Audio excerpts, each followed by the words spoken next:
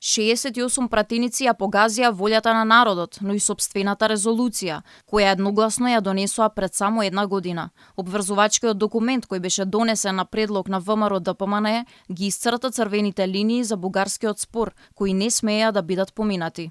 Преговорите да се водат на рамноправна и принципиелна основа, со должно почитување на меѓународното право, без никакво условување на едната или на другата страна и со почитување на достоинството на македонскиот народ.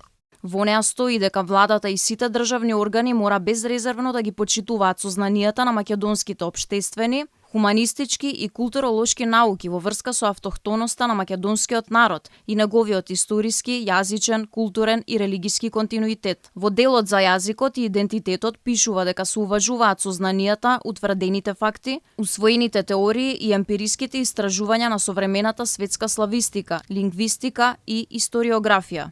Македонскиот јазик и неговите дијалектни разновидности имаат свој просторен и свој временски континуитет. Македонскиот идентитет го црпи својот легитимитет од повеќе вековните традиции, преданија, обичаи, колективна меморија, менталитет, јазик, артикулираната свет за етнокултурната посебност.